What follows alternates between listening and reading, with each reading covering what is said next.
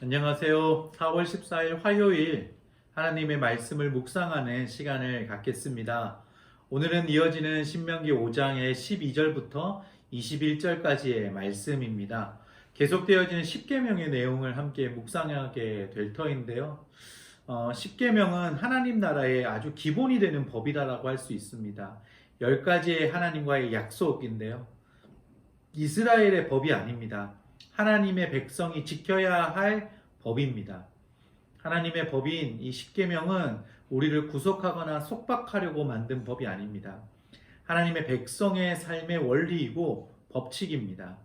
그래서 저는 한 번은 이 십계명을 다룬 책의 제목을 본 적이 있는데요. 하나님 나라, 하나님의 우선순위, 10가지 우선순위라는 제목의 책을 본 적이 있습니다. 그렇습니다. 십계명이라고 우리가 느낄 때는 좀 딱딱하게 여겨질 수 있지만 하나님이 우리와 관계 맺기 위하셔서 10가지의 우선순위를 정해놓으신 부분이다라고 해석하고 바라보신다면 좀 더 따뜻한 하나님의 마음을 기억하실 수 있을 것 같습니다.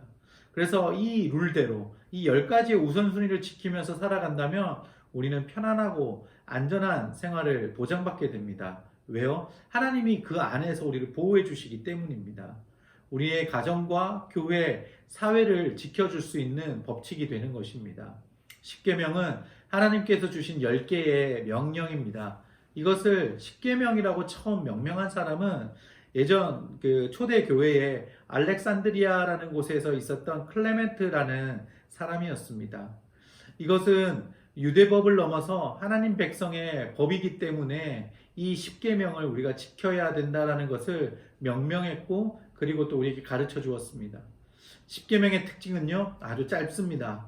내용이 번잡하지 않고 명확합니다. 그리고 강력하게 우리에게 도전해주는 메시지가 10가지의 십계명입니다.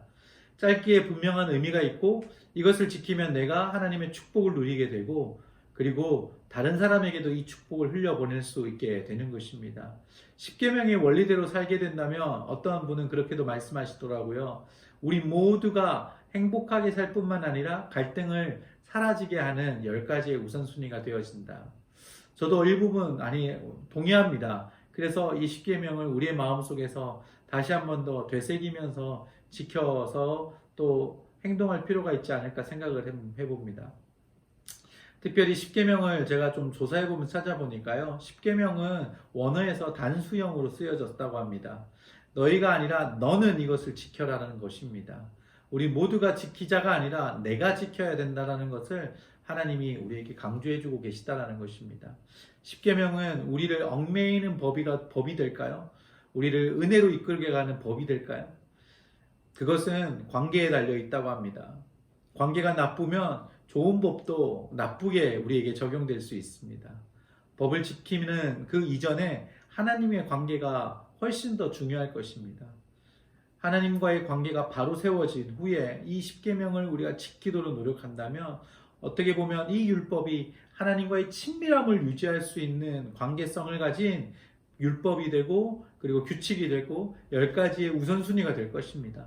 하지만 하나님의 관계가 무너진 채 십계명만 남아있다면 이 관념 속에서 우리가 10가지의 계명을 지키고자 무던히 애쓰는 우리의 모습을 통해서 이것들은 우리를 올가매는 또 하나의 어떤 규례와 규칙, 누군가를 정죄하는 도구가 될 것입니다. 그래서 우리는 하나님과의 관계가 바로 세워지고 이 십계명 앞에 나아가야 된다는 것을 꼭 기억하셨으면 좋겠습니다. 그렇다고 해서 내가 하나님과의 관계가 우선시되어지고 십계명은 후순위로 밀려지는 것이 아니라 내가 하나님과의 관계를 세워감에 있어서 동시에 함께 이 계명들을 지키고 갈 때 우리는 하나님의 크신 축복을 함께 경험할 수 있다는 것을 기억하셨으면 좋겠습니다. 십계명은 우리를 괴롭히기 위해서 하나님께서 만드신 게 아닙니다. 하나님의 백성을 복되게 살게 하시기 위해서 이 계명을 만들어 주셨습니다. 좋은 것을 주시는 하나님께서 만드신 법입니다. 그리고 우선순위입니다. 우리에게 유익하고 선한 길로 인도하시는 우선순위가 되는 것입니다. 십계명을 통해 하나님의 기준을 또한 알게 하고 계십니다. 하나님께서 소중하게 생각하시는 것이 무엇인가를 정확하게 알려주십니다.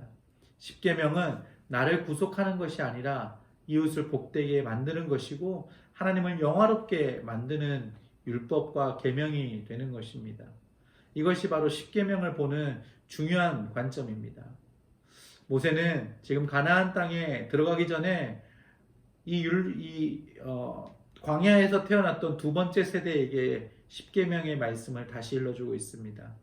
이것이 약속의 땅, 가나안 땅에서 이스라엘 백성들이 지켜야 해야 되는 말씀이기 때문에 그렇습니다.